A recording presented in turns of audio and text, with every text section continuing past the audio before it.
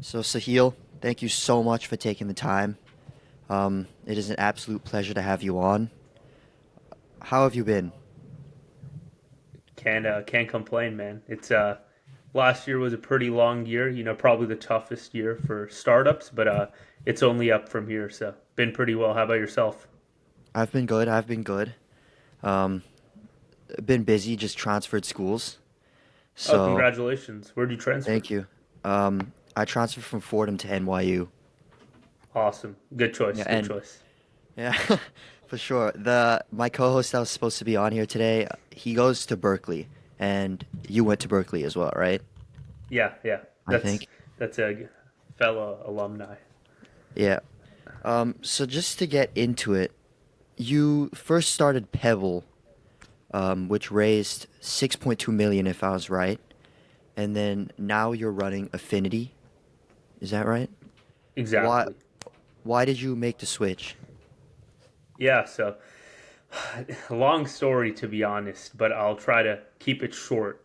So Pebble was a cryptocurrency application. What we sought out to do was create the most user-friendly experience with crypto, and so think of like your traditional checking account abstracted when stablecoins being used on the back end. So however you currently operate your whatever JP Morgan, Bank of America checking account, like it works like magic. You're not worrying about the money movement on the back end. Now think about that experience, but stable coins on the back. We offered higher yields, debit cards, bill pay, and so on. And we actually got quite a good amount of traction. Now, the issue was crypto was just going ballistic. Unfortunately, we launched in the worst environment ever, and so first off, stablecoins started depegging. So we had stablecoins such as Luna depegged, USDT almost depegged, USDC almost depegged, and that was what we used. And so the currencies were all, I guess, potentially depegging and getting stressed. That made our business model uh, very susceptible to essentially going out. So that was number one. Number two is we were how we primarily made money was through lending.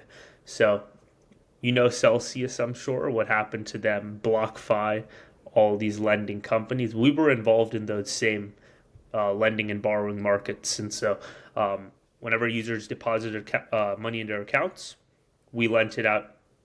They borrowed, and we got high yield off that. Now, once the dominoes started falling, we fortunately got out. So no customers lost any money.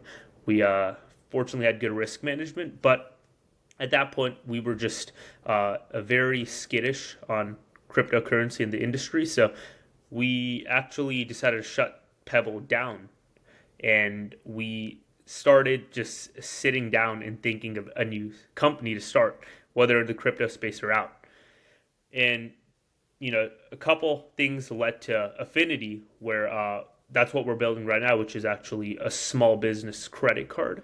So not like Rampant or Brex, where they serve venture-backed businesses, but we focus on the small guys, so the private practices, the government contractors, coffee shops, restaurants. We're powering the backbone economies of America, and so we pretty much made a 360 turnaround when it comes to working in really deep cryptocurrency economies to vanilla credit cards over about 4 to 6 months. And we is you and your co-founder, which you also worked with in Pebble, right? Exactly. Okay. How did you? Because I'm currently also building something, and I'm still kind of unsure if I want to work with my co-founder. Like, I'm. I guess my question is, how do I make sure that he's the person I want to work with, or who's not going to do something that kind of screws me? Yeah, yeah, no, that's a great question. So I think the cliche answer here is there needs to be that kind of like spark when you first meet. So if you don't feel a spark when you first meet, it could work. Don't get me wrong. He might just be like a technical weapon and he can code anything, and you're just a business boss, right? But most of the time that's just not the case. Nobody at the best at anything. We're all good at what we do to our own abilities. And so, when I first met my co-founder, we actually were still in high school. We both got into Berkeley, and you know how the game goes. You have the 2020 whatever page on Instagram. You post yourself, and like people start following you. So I posted myself on the page talking about like crypto NFT. He reached out to me, and we started the company the first day we met, like over Instagram. So like we were just so dialed in on the same wavelength. Like I kind of knew like we're gonna go through the peaks and the troughs, no matter what.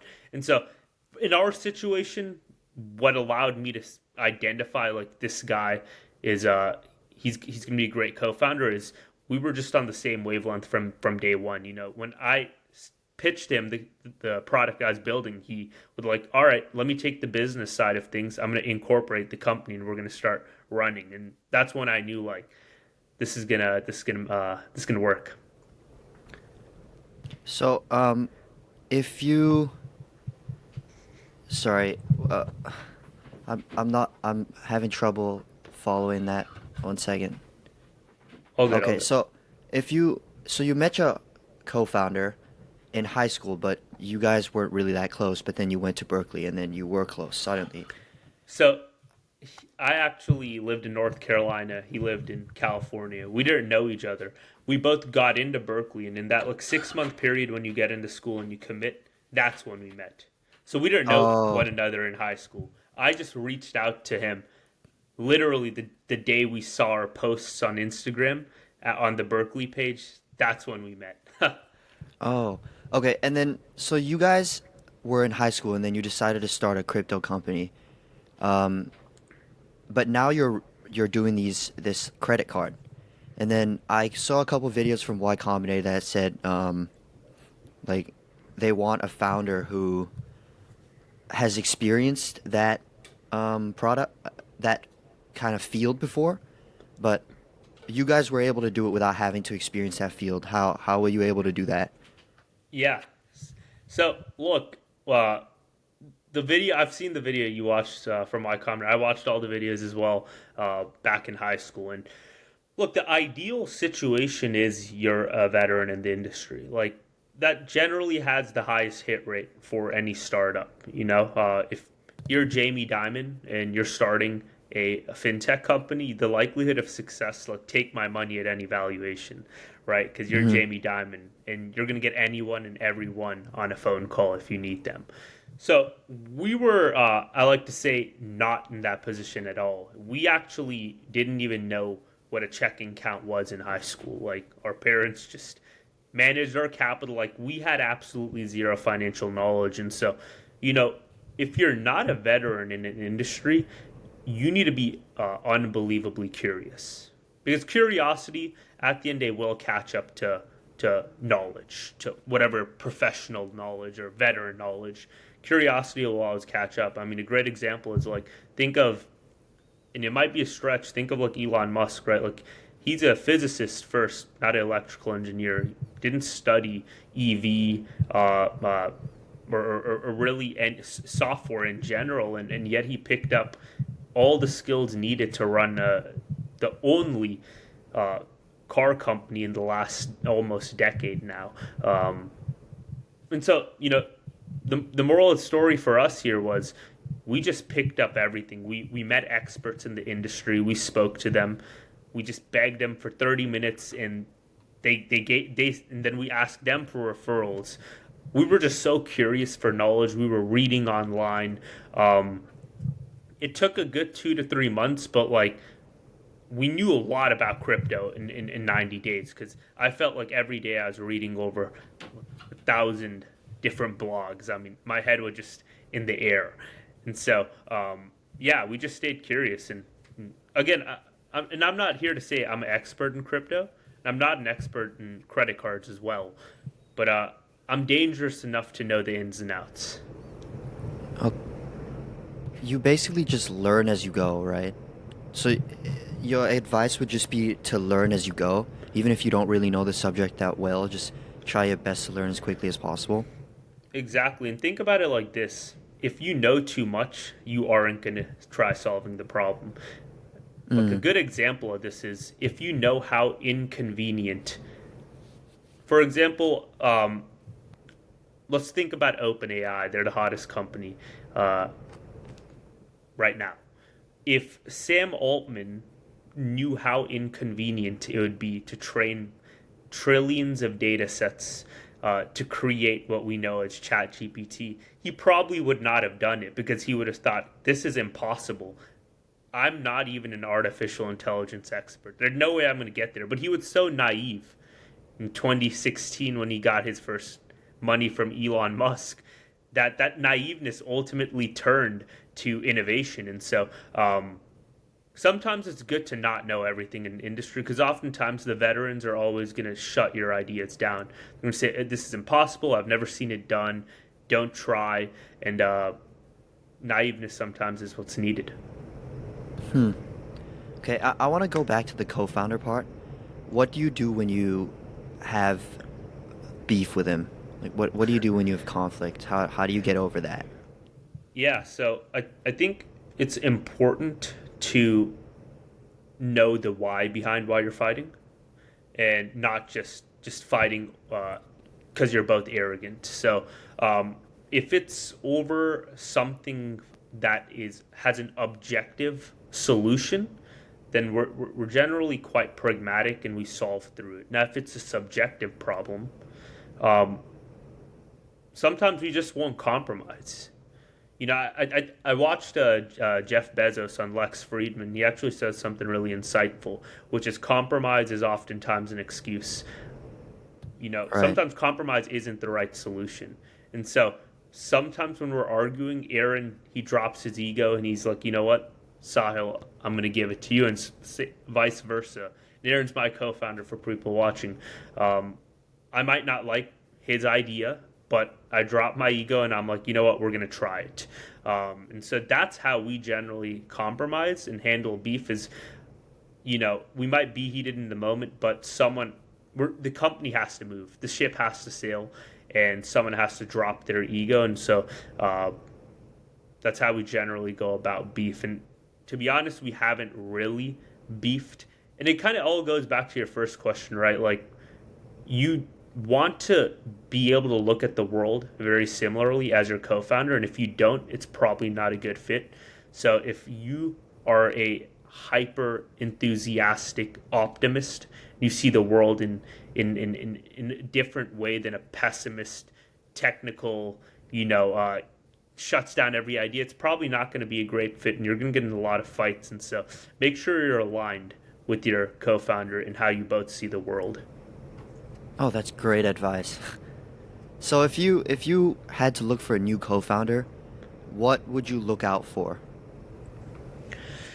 Yeah, I think what I would look out for is not necessarily the hard skills. And I think people get caught up on that, right? Like, how good is this guy at coding? How good is this guy? How much does he know about this industry? Like, so oftentimes those aren't the best indicators of the best founders. What you need to look for is the skills that you can't quantify for. So, like, how interesting are his perspectives on complex topics? When you're just having a conversation, you're just drinking a beer with one another. How stimulating is that conversation? Are you both thinking about things in an unorthodox way? You know, really picking apart the mind that you generally would not get to see in a face to face conversation in public. You know, those are the real traits that you want to invoke or get out of someone. And so, you know, how I would look for, or what I would look for in a future co-founder is how it's having those unorthodox conversations, asking the weird questions, and seeing how they react. Because honestly, those are the best key indicators of like, hey, did this guy see the world similar to me? Does he not?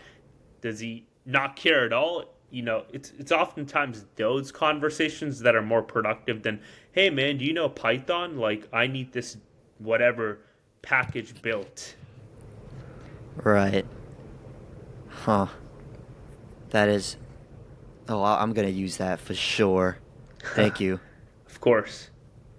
So then, right now with my company, um, we're s- we built like a kind of a demo, but that cannot be used by others as of right now. How quickly are we supposed to come up with an MVP? Because right now we're thinking about 3 to 4 weeks. Yeah. So I'm not sure exactly what you guys do. And I'd love to know what you guys are built. If unless you're in stealth, then we can keep it in Oh, right, stealth. right. I can let you know. Yeah. Um, so we're basically building something to pay for the gas fees with ads. Um, so you're familiar with On crypto? the chain, right? Yeah, yeah, Blockchain. yeah. Yep. Yeah. It's that simple. Um, Oh. but we still have a lot more to figure out. But as of right now, um, my co-founder, he won the ETH Global Hackathon Oh wow. with that idea. So we're currently working on that. So then now we're after I joined in, um, I set a goal of building an MVP in 3 to 4 weeks, and I'm just a little unsure because I'm still kind of new to the game. Is that too quickly or too long? No, no. And there's no too quickly in when you're building. You should be embarrassed about your first product. And if you have customers for that embarrassing product, then you're likely solving a real problem. Because if you need the most polished, if you need a product that checks every single box, then do you really have product market fit? Are you really solving a problem, or is it nice to have? Kind of like think about like even some of these banking platforms, they just have better UIs. But is that necessarily solving the underlying problem of banking, which is banking the underserved, for example, for Chime? Mm-hmm. And so going back to your point, don't even ship the product. Sign customers. Look, what I mean by sign advertisers. Tell them your idea, and start selling this product before it's in production, because that'll tell you if there's actually interest. Because you could build an awesome product, right? But if there's no customers, if there's no advertisers that are interested in this idea, then you've just built an awesome product with no real customers. And who wants that's the worst, when you waste all your energy on building something and you don't have anyone who wants to use it. So how I usually approach, like, even when we did Pebble, what we did at Pebble was we were both freshmen at Berkeley. So we dropped out after our first semester, actually. But during that first semester, we met a venture capitalist, and he pretty much told us, like, how do I know this idea is going to work? Like, how do I know people want yield on their crypto? So what Aaron and I did was we went around campus asking people to Venmo us money and telling them we'll promise them 5% yield. And in 24 hours, we got $20,000, and we put it in a bunch of DeFi protocols, and we returned like 12% on all the capital and returned it all back. We told the VC, and the VC would like in awe. He would look, these guys actually went out, like they created an illegal hedge fund, like a temporary illegal vehicle, and showed there were demand for the product. And so similar to what you're doing, do the exact same thing. Be very savage and figure out a way to just make this concept into a reality and show their demand. How do they trust you? Yeah, so it's a good question. What we did was we would give them our phone numbers and pretty much give, in essence, help we would make it so, like, hey, you can track us down if we screw you over. We were still students, so like So you we gave them gave like phone the IDs and numbers. everything. Right, like, they knew, like, I can find these two. If they take my money and leave, like, I'll find them. And we bear the risk, right? Because if we default in $20,000, these people are probably going to tell the school that, like, these two random kids just scammed us of like $20,000. So, like, in, it it was a little ballsy, in hindsight, it was very ballsy. Um, but oftentimes those are the things that make or break your journey in startups. Wow. So when you said customers, like to get your first few customers, is that like going out and speaking to them to get feedback on the product?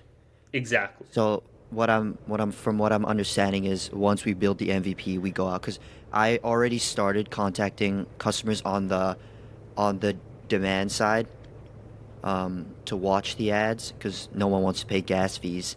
Right. But I'm gonna begin contacting the customers on the supply side for the to see if they want to advertise on it. But when you say customers, is it to test it when we have the MVP, or we do it before we have the MVP done? Before I mean, be as scrappy as possible. For example, in this situation, a potential is you guys partner with the current application that's out that charges gas fees.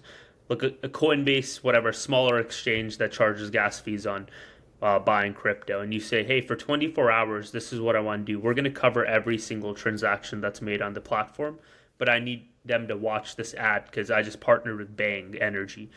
And all I need you to do is on every purchase, just show this ad and let them know if they watch it, we're going to cover their gas fees.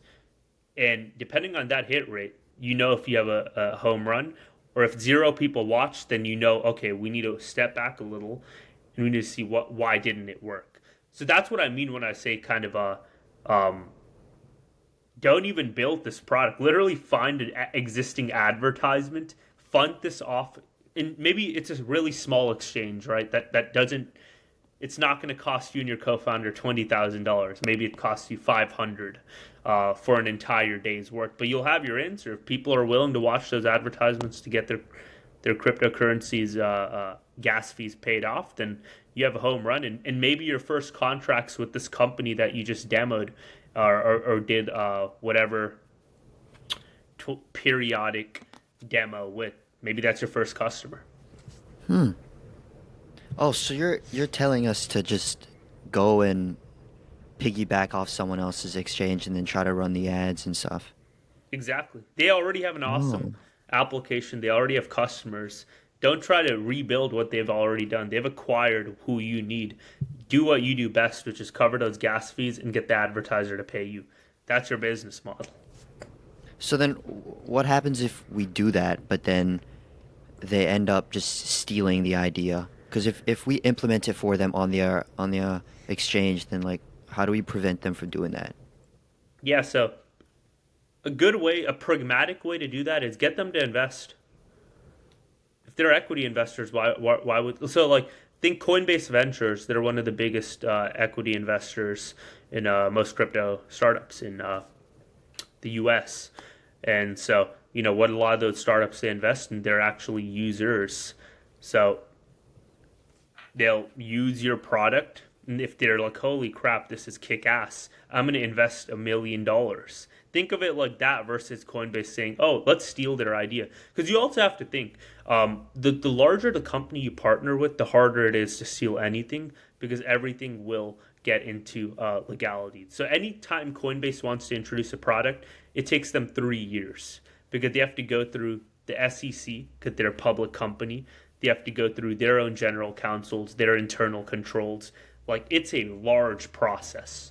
Whereas you and your co-founder can literally write a couple lines of code and ship it, and nobody's paying attention. And so that's your advantage is speed. Nobody's going to outship you guys. And so don't worry too much about people stealing. And because I honestly think if they were to steal your idea, um, it would. I've seen it happen. Don't get me wrong, which is why I'm kind of being careful. I've seen it happen, which is why I think the best situation here is try to get them to invest during this demo-ish period. Say, hey, are you willing, or have them join as an advisor, the CEO of the company. So let's say you get in Hmm. front of Gemini, the Winklevoss twins, and you're like, this is what we want to do, and they're like, all right, let's do it for 12 hours on a Friday. Say, hey, Tyler, would love if you're a advisor. Don't even invest in us right now. Just advise us. I don't know what the hell I'm doing. And oftentimes, these guys will say yes. Getting advisors uh, is not very difficult. It's actually one of the first things we did at Pebble as well, is get advisors, because advisors ultimately used our first iterations of our product as well. So that's how I'd go about it, is maybe get these companies you're demoing or trying to get your product into, get them as advisors, investors, have them aligned so they don't steal. Okay, that makes sense. But then, if let's say if let's say they agree to it, then wouldn't we have to make a change in their own code? Yeah, so I can't answer all the technical intricacies, because I don't know what goes Yeah. into it, but um, very well, that's what your MVP is. You're shipping whatever the hell needs to happen for this thing to Okay. work for 12 hours. That's your MVP. Okay. That makes sense now.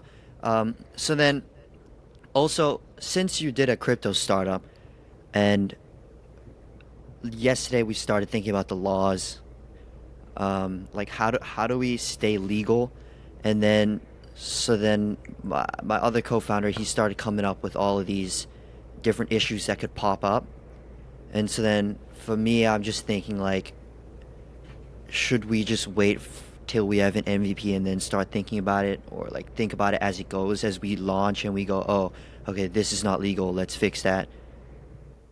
Yeah, so I have to be careful what I say, because regulators will get. I don't know if they'll ever watch this, but if they do, they'd get mad. So between us, always focus on regulation. But in reality, um, Just whatever you say from now, we can cut it out. yeah, nah, I'm fine.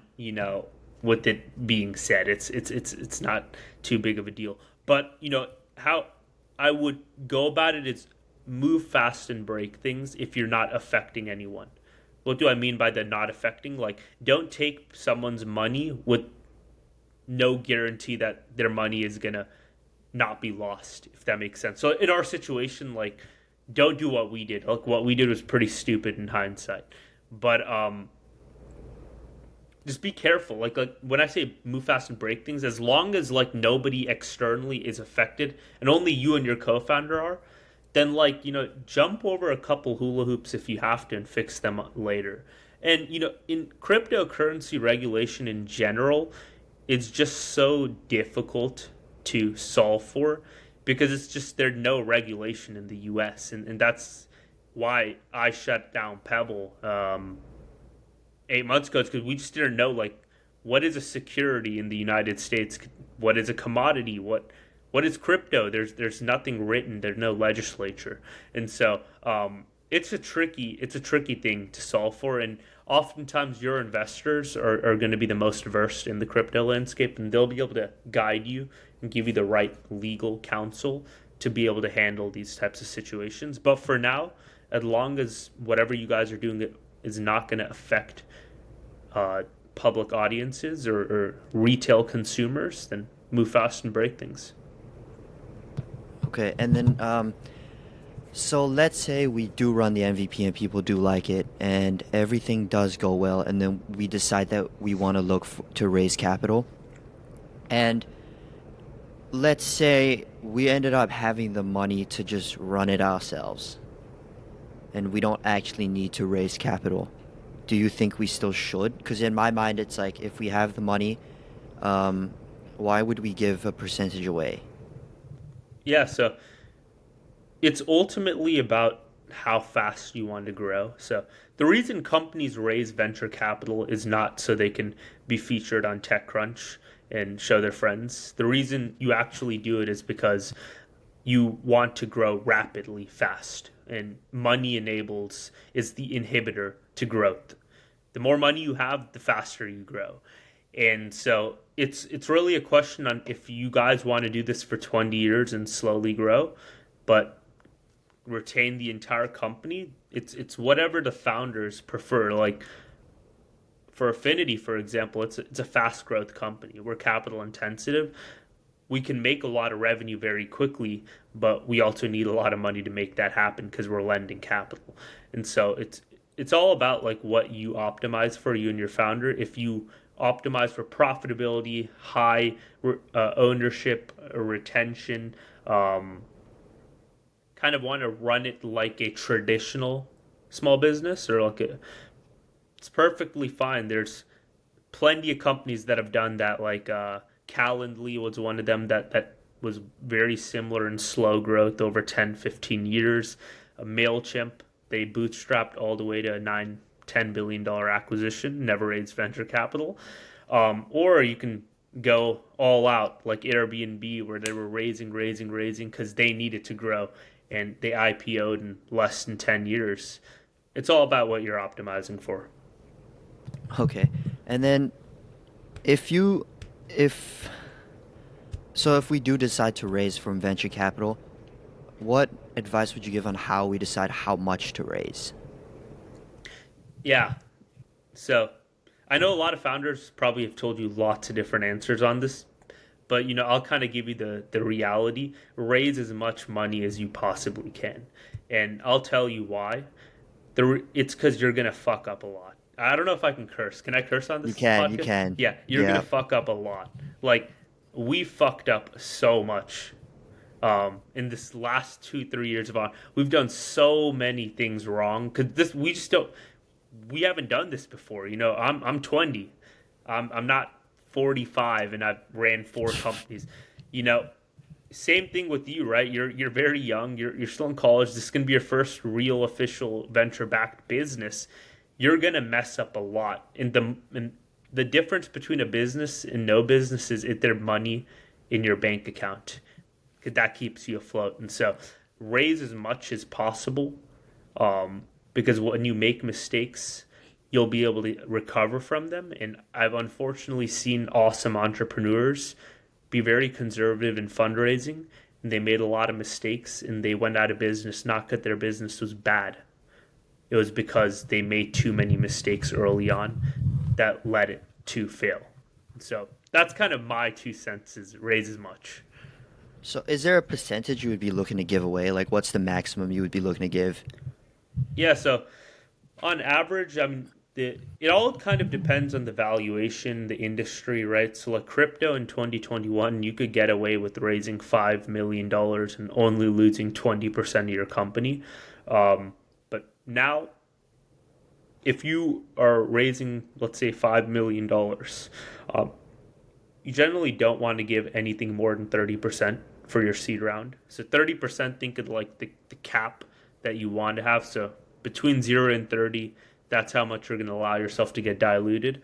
Obviously, valuations right now are a lot more sensitive. So most people are actually only raising $2-3 million and losing about 20% of their company. So, yeah, stick in the 0 to 30 range for the seed round. It'll allow you to, if you guys make it all the way to IPO, you'll have a good check in your bank account. Okay. So for the advice for the kids who haven't had the idea yet, you couldn't run Pebble, so you sat down and thought of a new idea and actually came up with a great one that you could start a new startup off of. What steps would you take? What steps would you give someone to, find that new idea? Yeah, so this is kind of the dilemma that everyone gets stuck in. They're like, I'm going to work uh, in corporate world for 5 years, and an idea is just going to come to my head and I'm going to change the world. That's just far from the truth. The reality is, like, in order to identify problems, you just have to really just think deeply, like about all the small little intricacies in how this world works and whatever you're doing. So, for example, you are a very avid cryptocurrency trader, I'm assuming, right? You are in this industry. And so, probably from trading thousands of dollars of crypto, you were like, holy crap, I've lost like $700 to gas fees. Like, this is ridiculous. And you probably thought very deeply, like, why is this not being solved? And that ever kind of evolution of thought process led to, hey, this is how we're going to solve this problem. And so, think of solving problems as evolution. You're not going to get the idea on day one. You're going to get it on day 30. Day one is when you're going to start to think about what this could be. So for credit cards, for example, I knew small businesses had not been penetrated by fintechs. 95% of small business owners use American Express, JP Morgan Chase, Citibank, Wells Fargo, or Capital One. And so there's a reason small businesses are not adopting fintech. And through kind of an evolutionary thinking mindset, on day 20, I think I cracked the code and I built my company around that thesis of the cracked code. And so it wasn't a day one thing. And like Elon Musk, when he started SpaceX, he didn't start SpaceX one day because he woke up and he's like, "Oh, I'm going to shoot rockets into orbit." He spoke with over 100 different NASA engineers and the best in this world at rocket engineering. And probably on day 75, he was like, "Holy shit, I think I've found the solution to what's been keeping me up at all night." So all the new entrepreneurs, like, you're not going to get the idea the first day, but just keep thinking deeply about things that interest you and understand why whatever is interesting you, there is a problem and why that problem exists. And you'll eventually come up with your own thesis. And oftentimes, most entrepreneurs' theses are wrong because most companies fail. But get behind your thesis and see if it's going to change the world. Wow. I'm still shocked that you're only 20. You have so did you drop out of school or Yeah, so we dropped out for after first semester, so we were actually 18 at the time. and you got into Y Combinator at what age? Yeah, 18. My co-founder was 16 at the time. Actually, he's 16? yeah, he's way smarter than me. Are you the technical or he Yeah, yeah, is? yeah. I'm the technical founder. And he does the business? Yeah, exactly. So he does all like the fundraising. What exactly is it? Like is the job of the business person? Yeah, so fundraising, business development, so all the contracts with all the banks and everything, like he's the one going back and forth negotiating projections, investor communications, sales, all of that. It's accumulation, you know.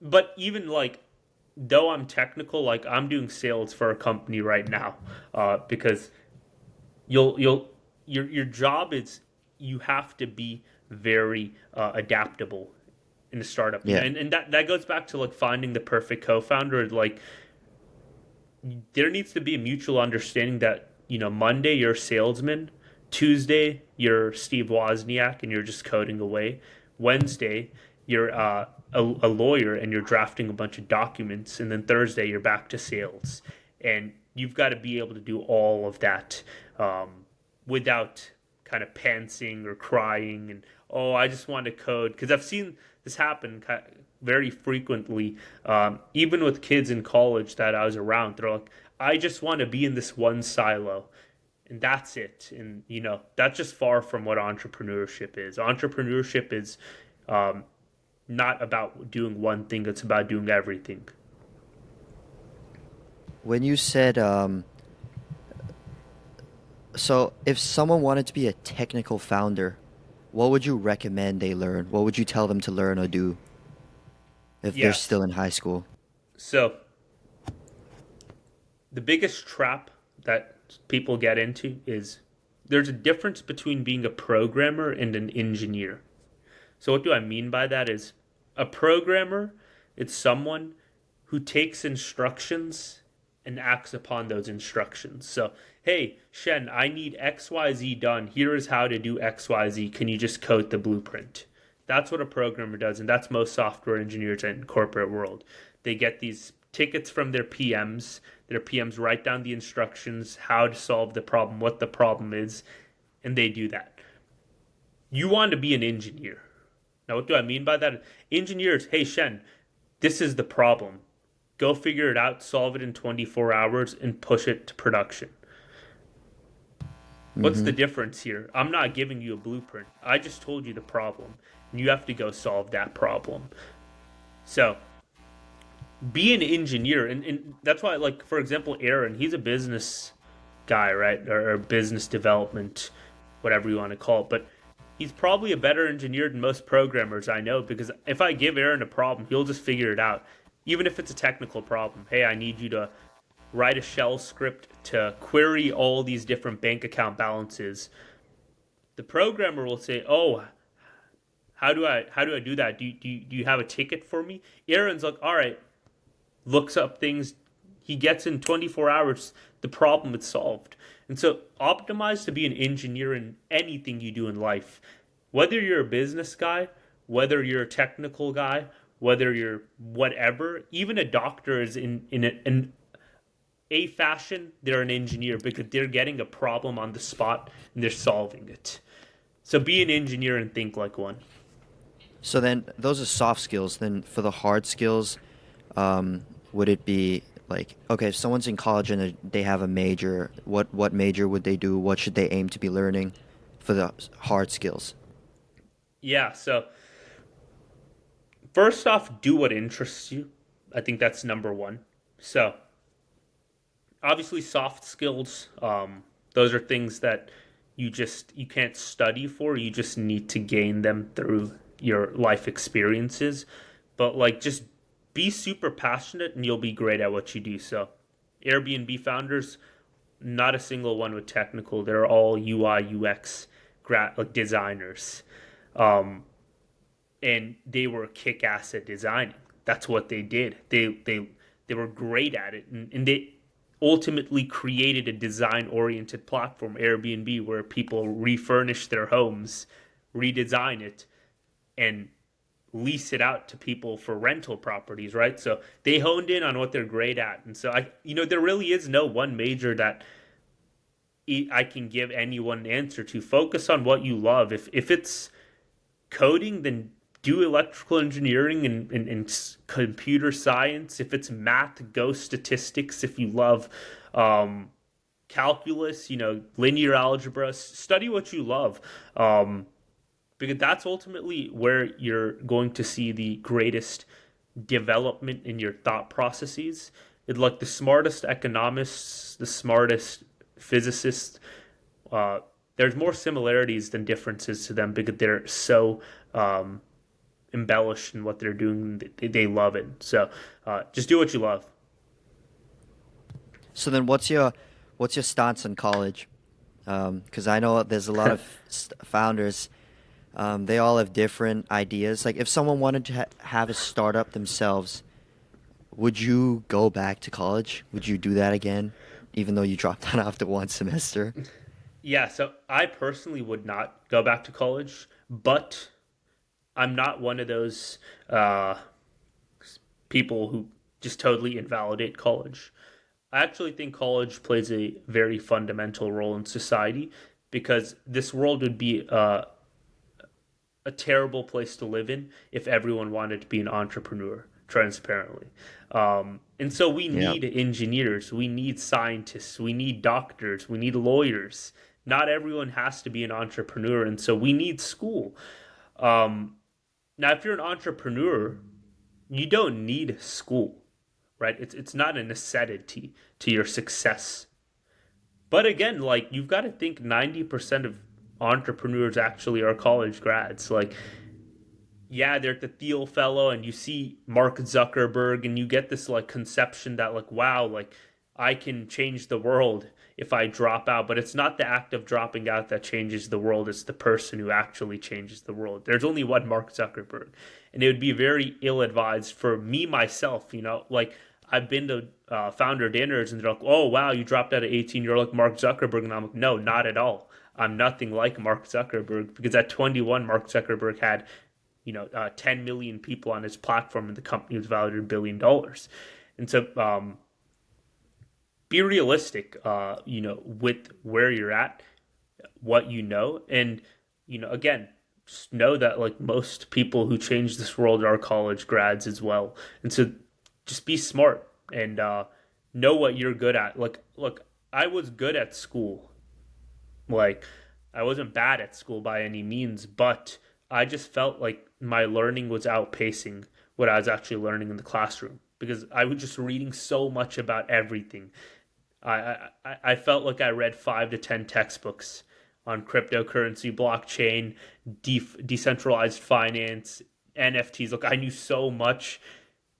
That pace of learning just outpaced anything in the classroom that I was learning, and that's kind of when I realized, like, hey, I can actually learn anything I really want to. Um, I don't really need to pay, whatever, a couple $100,000 to do that. Uh, but I will say brand value matters. Like a lot of people that even respond to my messages, it's because I say "Go Bears."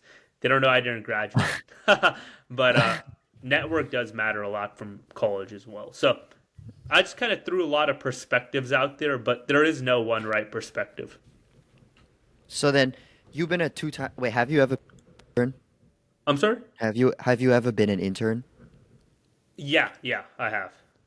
Okay, so you've obviously had experience, but you've been a two-time founder now. What do you think people don't see about being a founder? There's a lot. I think what people don't see is how miserable it is to be a founder. Actually, like it's That's a like very the Nvidia guy saying that he would never do it again. he's 100. And I when I watched the video, I laughed. I got to laugh because what people don't understand is it all goes back to how mainstream media uh, uh, displays entrepreneurship. You watch the Social Network and you're like, wow, I'm gonna go change the world. Like this guy drank beer and he coded Facebook. Like why can't I do the same? And he partied, with the hottest girls on yachts and did whatever. But like that's just far from reality. Like 9 out of 10 of my days, I just receive bad news. Like that's my reality. Hey, you're getting sued by XYZ. Oh, by the way, your employee left. Oh, your customer churned. Your revenue down. You didn't grow 50% month over month. You just get bad news every single day. 9 out of 10 pieces of news, I'm getting bad news. So that's the reality of entrepreneurship. But like it's very miserable. And Elon Musk has a great saying here. He says, entrepreneurship is like chewing on shards of glass because you're just constantly going through vast amounts of pain. But I will say, if you can make it through the tunnel, you know, uh, there's a lot of darkness, but the one day out of the 10 that is good is exponentially good, and it makes you realize this is why I'm doing this, and so just be able to take punches. I like to say, like, if you're in a ring, you're gonna get punched like 100 times. If you're still standing in that ring after the bell blows or whatever or whistles, know that there's gonna be something better to come. So you mentioned this light at the end of the tunnel. What is that light for you? What's this ending? What's the dream? Yeah. So I think from a company perspective, my dream would be to get this card in at least two out of every five small business owners in America. Because that's when I would have known that what I built was actually needed in this market and it actually solved a problem. And it solved a problem to a magnitude that when I go out in public, I see a card that I built, in my shitty New York City apartment uh, for 14 hours a day, and that person is having the simplest and they don't give a shit about how much hard work went into that card because it's working like a charm for them. And so that's the light in the tunnel for me is like, holy crap, like this product is solving such a large pain point for someone and they can't even appreciate that, but I can. I know that's a little weird, but that's kind of my light in the tunnel. What about personally? I know some entrepreneurs that I've spoken to, they want that 150-foot yacht, or they want that $20 million house, or they want that supermodel looking girl. What Yeah. what is it for you? So I think I would obviously want wealth, but I wouldn't want wealth just to flaunt because that's a miserable way of living your life.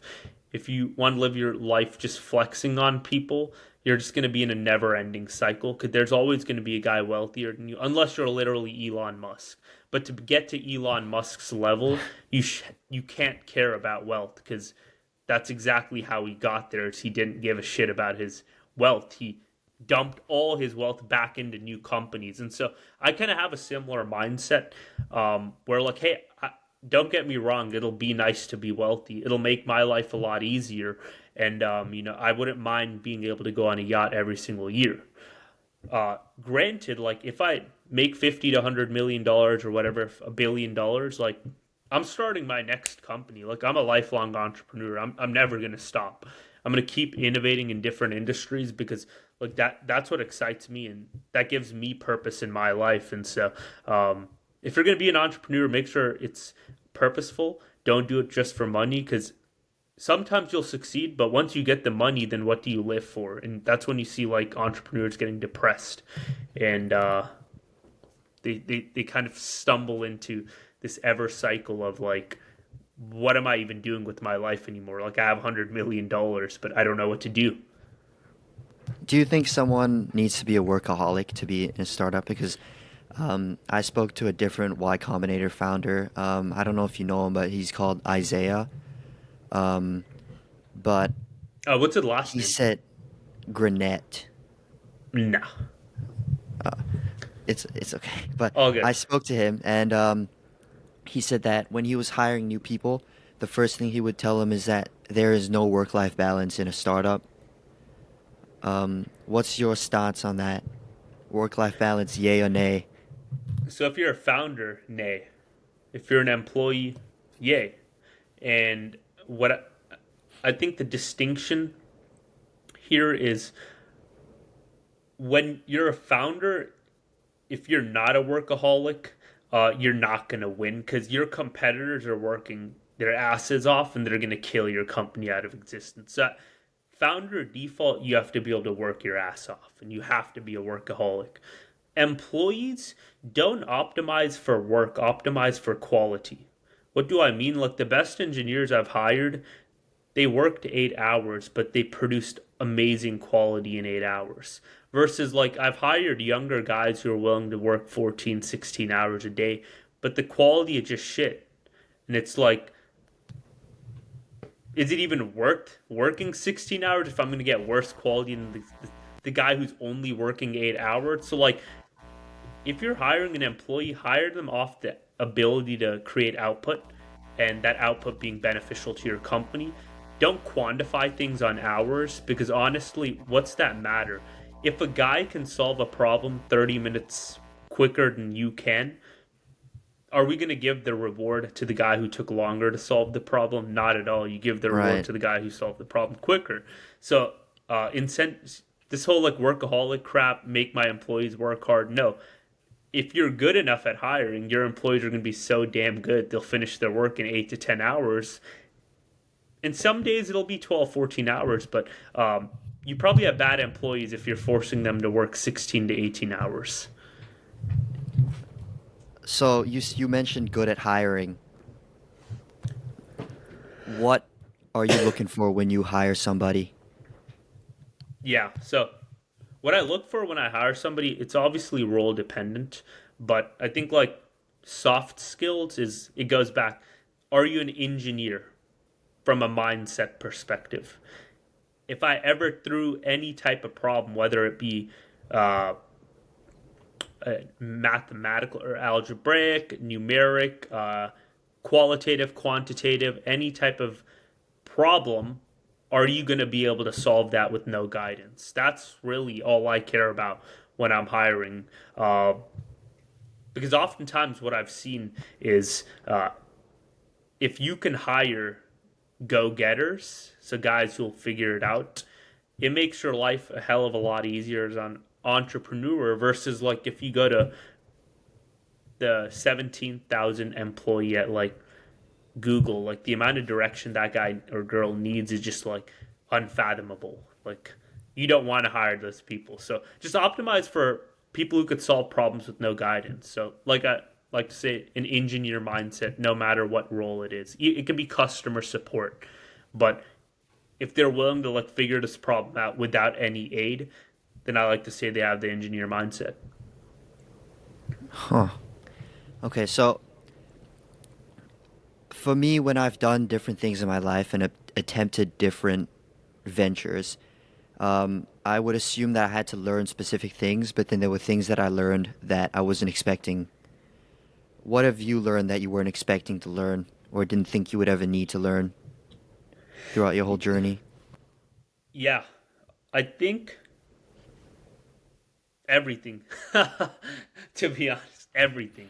But to give you a better answer, a more specific answer, I think the biggest takeaway that I've gotten in this entrepreneurship journey is uh, the most important thing you need is the ability to communicate.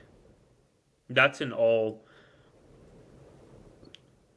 silos of your business. Like, what do I mean by communication? Like, you need to be able to communicate your messages very clearly and intentful in all flavors or shades of your startup. So I'll give an example. When you're speaking to an investor, you need to be great at communication. Someone like who's great at communication, you might get a lot of shit, but Adam Newman, the founder of WeWork, he's an amazing communicator. He conveys his message so clearly. He shows the vision. He shows people what he's seeing in his head that they can't see. And he's a phenomenal communicator. Um, and so communication is the most important thing in a startup. How you communicate to your teammates. Can you get them fired up when shit's going wrong, when things are busting, when everyone is depressed? Can you communicate and lead them to some sort of light? That's what matters the most. And that's something that I didn't know before I got in, but it's actually the most important thing in entrepreneurship is your ability to communicate your vision. So how would you communicate your vision in a good way? Yeah, so I think in order to communicate your vision in a good way, you have to be deeply empathetic about the problem you're solving, and you have to be paranoid that the problem doesn't get solved. And that's the environment you need to build in your company is if this problem doesn't get solved, then I'm not going to be able to sleep for the rest of my life. And I'm going to be paranoid. I'm going to feel terrible. And I don't want to see anyone else solve this problem because I know I'm the best for it. And so, in order to, how do you effectively communicate that to your team? It's through action. They need to see, holy shit, Shen is texting me at 2:30 a.m. every single day. Like there was a period of time where I was texting all our teammates at like 4:30 a.m. every day because I was working just like from literally 9 a.m. to 4 a.m. every single day. Because like things were super hectic. But my teammates picked up on that and they naturally started working till 1 or 2 a.m. with me because they just were like, wow, like this guy cares. He will not let this problem be unsolved. And so just be like unbelievably tenacious towards what your vision is. And people will pick up on that. And so actions speak louder than words is a good way to answer that question. So part of that is also building the culture at the company, right? 100%. Build a culture of people who care about the problem that you're trying to solve. So then, what industries do you think are growing right now that people should look to get into? Or because right now, even the people in college, they don't. I know you would probably say like find something you're passionate about and then do that. But the thing is, because of TikTok and all these social media, the people are very bleak. They don't really know what they're in this world doing. So like, what industry, if they don't have anything right now, any passion or anything, what do you think is growing that they should look into? Yeah. So if you don't know what you want to do in life, uh, I would honestly say optimize for your own happiness. And what I mean by that is like go make money. Like if you're not gonna love what you do, like find the job that pays you the most. Like go be a quant or like be a software engineer L5 at like Netflix and make like 800K and smoke a bunch of weed and like get a girl and like have fun. Like literally, like I know this kind of sounds like a joke, but like if you don't know what you if you just don't have a passion and you're not willing to find your passion because you're always scrolling on TikTok, at least optimize your current life, and like make as much money as possible to be comfortable and focus on other aspects of life like your girlfriend and like your marriage and kids potentially and hobbies. Like if you love basketball or whatever, play basketball with your friends. Um, but don't force passion because I've seen a lot of people try to force themselves to like things. And that honestly ends up in a lot of issues for that person, from mental perspective, emotional. Um, it's probably better to just not give a shit instead of trying to force yourself to give a shit. That was that was one of the best answers I've ever gotten. I appreciate that. So I want to be respectful of your time, so I just have one more question. This one's a little deep, but actually it's a two-parter. What do you want to be remembered for when you die? And then the second part of that would be when you die, what characteristics would you be happy to know that you pass on to your kids, and what characteristics would you not want to pass on to them This of is a deep yours? one. um, so to answer your first question, what do I want to be remembered for? Look, it would be extremely disingenuous from me if I said I didn't want an Elon Musk like legacy. Like, let's all be real here. That's what every entrepreneur wants to do. And I don't mean I don't mean the fame necessarily that Elon Musk has, but the just the ground impacts of what he's built. He is arguably the greatest inventor and innovator in all of humanity. I mean, this is dating back like this is dating back to the Michelangelo ages. Like this guy is leaving this earth exponentially in better hands when he's dead. And so, it would be disingenuous for me to say like I don't want a similar like legacy, and that's why I'm gonna keep building till the day I die. And I'm not just stuck in financial services for the rest of my life. Like I want to try all different types of trades, space tech, health tech. Like I want to solve problems for people in every industry. Like that's my legacy, and kind of that's what my walk of life I want to do is I just want to change as many people's lives as possible on this planet, and hopefully that comes with a great innovation within society. And so, I would love that type of legacy. And to answer your And second part yeah, about the kids, um, what traits would I want them to have for me, and then what I would for what I want them is, I think number one is being unhinged.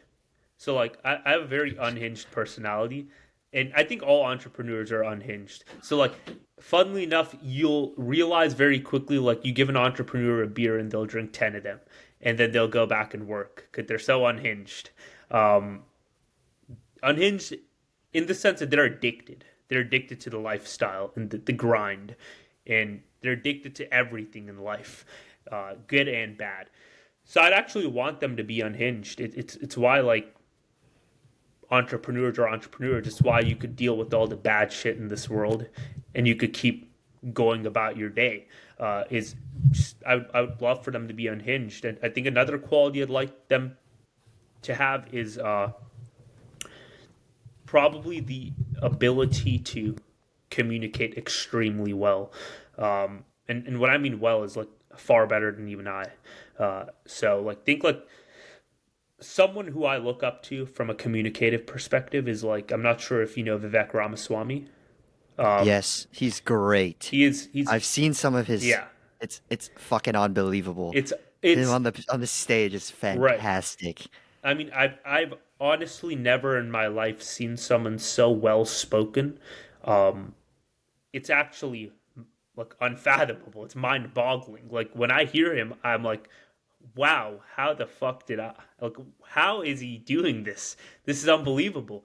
That would be something I'd love for my kids to have, and it's a 1 in a billion type of trait. Like the ability to communicate like that is just that's just something you can't even train for. He was born with that ability to communicate, and so those are two things I'd love for my kids to have: is being unhinged and the ability to communicate.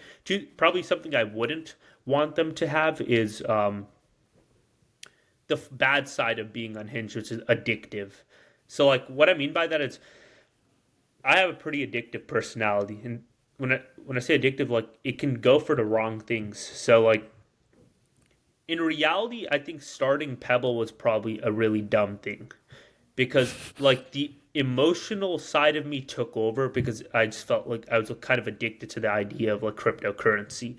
But the problem we were solving wasn't fundamentally going to be a real business when it's all said and done. It was unsustainable lending, and it wasn't really solving the problem for any a particular region base or customer segment. But I was just so in love with the idea of everyone using crypto and me being part of that revolution that I kind of lost myself in the addictiveness of that. And so fortunately I got out of it, but had I been more pragmatic, like I would have killed that idea like 1 month in, lost my emotional connection to it, and thought of some better business model that's more sustainable and actually is solving a problem. And so, yeah, I would probably not want my kid to have that addictive personality trait because although it could be really great if you know you have something that's going to work, it can also be very bad when you spend a year on something that actually isn't going to work. So, yeah, that'd probably be my answers to your questions. That's a great answer. I'm sorry, but I just have one more No, question. I'm all good, man. How did you get into Y Combinator? Wait, did you get in with Affinity or Pebble, Pebble? Pebble. Oh wow. So even Y Combinator didn't see the problem with that. No, I'll tell you the story. So Y Go ahead. Combinator, this is where my addictive personality came in. So the first month we were in Y Combinator, I get a phone call from Michael Seibel, and he'd like, so what are you guys building again? And we gave him the pitch, and he'd like, what the fuck are you guys talking about? In a TLDR, he didn't actually say what the fuck you're talking about, but like he would like, this is the stupidest thing like you could ever build. You're telling me people are going to adopt stable coins and do all this crap with it, and it's going to replace the US dollar, and you guys are going to be the ones replacing the US dollar? And like he just flamed our idea like for 30 minutes straight, and he like, I need you guys to know what the like figure out what the hell you're doing. And my arrogance and addictive personality was like, no, you know what? I'm gonna prove Michael Seibel wrong. Like he didn't know what he's talking about. And so like we kept doing this for like 5 months post his advice, and he was ultimately correct on um like his advice was spot on. Like we should have identified like, man, this is really not the greatest idea uh in this world. Um yeah, so that's kind of my uh, Y Combinator, like them telling me. Now, how I got into Y Combinator, and this is kind of my tip for every single person applying to Y Combinator, is show your unhinged personality. Like, what I mean by that is, like, I think the story, and I'll never know for sure why I got in, but I think the story that won them over was the hedge fund, the illegal hedge fund. Because the number one thing they tell you to do is move fast and break things, right? Like, every founder in YC that was super successful generally did that. They like moved super fast, broke a lot of shit. Uber being one of the best examples. Although Uber not a YC company, Uber broke a bunch of laws, and they're like, "Fuck taxis. We're just gonna have we're gonna make our own." And then they got sued, but at a certain scale, they won all the lawsuits. So like when they saw like these two kids just like in 24 hours got $20,000. Like they're unhinged. Like, are they ever gonna stop?